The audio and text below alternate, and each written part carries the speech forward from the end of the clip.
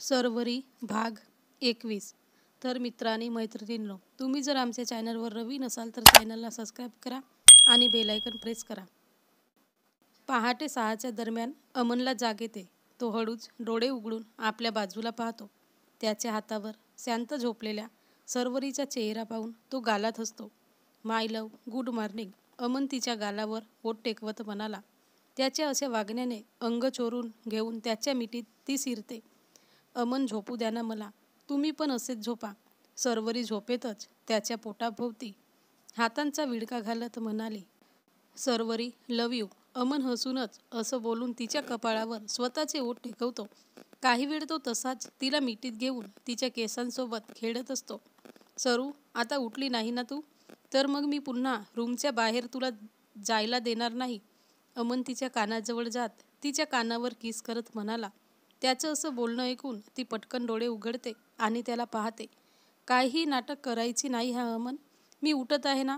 सर्वरी असं म्हणून उठत असते की तेवढ्यात अमन पटकन तिच्या अंगावर चढून तिला स्वतःच्या शरीराभोवती लॉक करतो। तशी सर्वरी डोळे मोठे करून त्याला पाहायला लागते, पण अमन तिच्या हातांची बोटं स्वतःच्या बोटात अडकवतो आणि तिच्या मानेत मान घालून तिला हळूहळू किस करायला लागतो। तशी सर्वरी स्वतःचे हात हलवण्याचा खोटा प्रयत्न करते, पण अमन मात्र काही तिला सोडत नाही। तो तसाच दुसऱ्या बाजूने देखील करतो।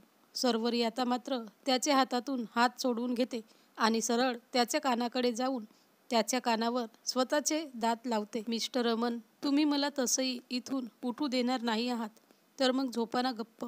सर्वरी हसून म्हणाली। नाहीच जाऊ देणार मी। स्वतः असं काही करायचं आणि मग जा म्हणायचं, नाही चालणार सर्वरी। अमन असं म्हणून तिला आपलंसं करत असतो। सर्वरी हसूनच शांत बसते, पण अमनच्या उघड्या हातांवर तिची नजर जाताच ती त्याला अडवते। अमन, हे निशान तर दिल्लीत मला दिसलं नव्हतं तुमच्या अंगावर, मग आता कसं आलं? काही झालं का तुम्हाला? सर्वरी काळजीने त्या जागी हात फिरवत म्हणाली। तिचं असं बोलणं ऐकून अमन भानावर येतो। तो ती घाबरणार या भीतीने सरळ होऊन बसतो आणि तिला जवळ घेतो। सर्वरी, मी तुला जे काही सांगेल त्याने तू अजिबात पॅनिक होणार नाही ना, असं प्रॉमिस कर, मग मी सांगेन तुला। अमन अगदी शांतपणे म्हणाला। त्याचं बोलणं ऐकून सर्वरीच्या हृदयाची धडधड वाढते। ती त्याच्याकडे पाहते। प्रॉमिस, पण काय झालं होतं तुम्हाला? सर्वरी प्रेमाने स्वतःला शांत करत विचारते। सर्वरी, काजल गाडेकर ही एक बिझनेसमॅन फॅमिलीतील मुलगी आहे।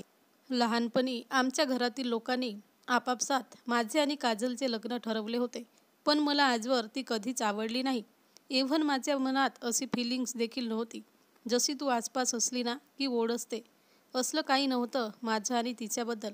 मग मला जेव्हा कळलं की माझं तुझ्यावर प्रेम आहे, यासाठी मी आईकडे हट्ट केला आणि तुला आपलं बनवलं।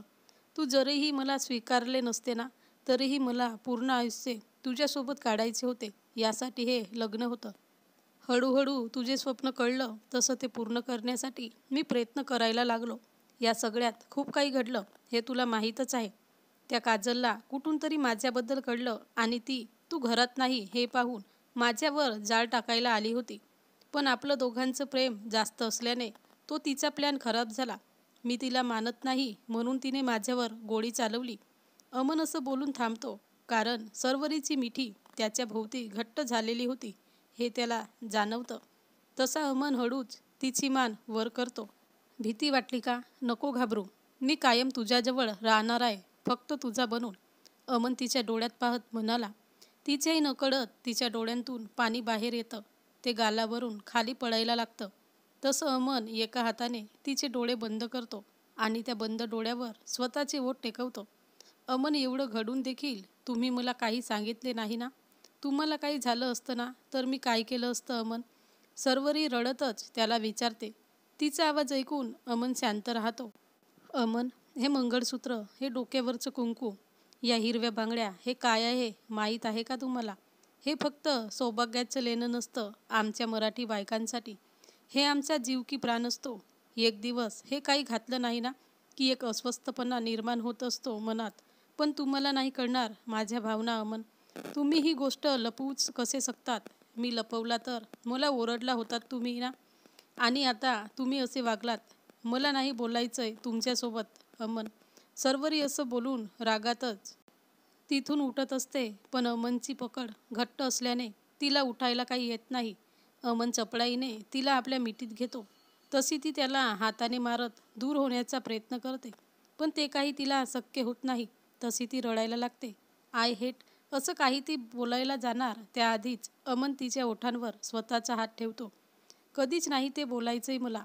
ज्या दिवशी बोलशील त्या दिवसापासून अमन तुझ्यासमोर कधीच येणार नाही. अमन तिला पाहत शांतपणे म्हणाला.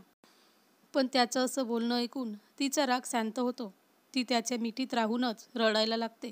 तुम्ही पुन्हा असलं बोलून मला रडवत आहात अमन, सर्वरी रडतच त्याला म्हणाली. पण तिचं बोलणं ऐकून यावेळी मात्र तो हसतो. सॉरी ना सरू, पण तू अशी आता रडून आपले चांगले दिवस का खराब करत आहेस हा? तुला तर डान्स प्रॅक्टिस करायची आहे आणि अजून काम पण करायचे आहे ना. चल उठ लवकर. अमन तिला कामाची आठवण करून देत म्हणाला. त्याच्या तोंडून ते सर्व ऐकून सर्वरीचं लक्ष घड्याळावर पडतो. तशी ती पटकन स्वतःला सावरतच अमनपासून दूर होते. यावेळी अमन देखील तिला हसूनच सोडतो. तशी सर्वरी स्वतःला सावरत अमनचं शर्ट घालून बाथरूममध्ये निघून जाते. अमन मात्र ती गेल्या त्या दिशेला पाहत राहतो. नशीब हिने काल काही पाहिलं नाही तर. अमन, तुझी रात्र काही चांगली गेली नसती, पण हिचं कुंकू, बांगड्या आणि मंगळसूत्रावरचं प्रेम पाहून मनाला समाधान मिळालं. किती चांगली गोष्ट असते ना. आपण ज्या व्यक्तीवर प्रेम करतो आणि ती व्यक्ती देखील आपल्यावर जीवापाड प्रेम करायला लागते, हे सगळं काही मनाला सुखावून जातो. आता बाकी काहीच नको सर्वरी आयुष्यात मला. ही स्पर्धा जिंकल्यावर एक छोटीशी कार्बन कापी पाहिजे तुझीवाली मला. जास्त अपेक्षा नाही माझी, एकच गुडिया बस झाली. अमन मनातच स्वतःला आवरत म्हणाला. पण मुलीच्या विचारांवर तो स्वतःकडे चमकून पाहतो. हे काय विचार करत आहे मी, हे सुद्धा सर्वरीचा विचार न करता. मुलगी मुलगा काही असलं तरीही त्याचा 9 महिने त्रास माझ्या सर्वरीला होणार आहे. नाही, तो त्रास मला नाही बघवणार. त्यापेक्षा नकोच आहे. मी दत्तक घेईन मुलं. मला माझी सर्वरी हसणारी हवी आहे. ती नेहमी माझ्यासोबत राहावी असंच वाटतं मला. अमन स्वतःच्या शर्टची बटन लावत मनातच म्हणाला. तो स्वतःशीच काहीतरी निर्णय घेऊन आपला आवरून रूमच्या बाहेर पडतो. इकडे सर्वरी देखील आपली मस्त तयार होऊन रूमच्या बाहेर पडून अमनची आई आणि अमनसाठी हसूनच नाश्ता बनवायला लागते. काही वेळाने अमन तयार होऊन खाली येतो आणि आई सर्वरीसोबत बसून नाश्ता करून आपल्या कामाला निघून जातो. सर्वरी देखील आपली काम आवरून रूममध्ये राहून आपली डान्सची प्रॅक्टिस करायला लागते. तर मित्रांनी मैत्रिणींनो, हा भाग कसा वाटला कमेंटमध्ये सांगा आणि सबस्क्राईब करा.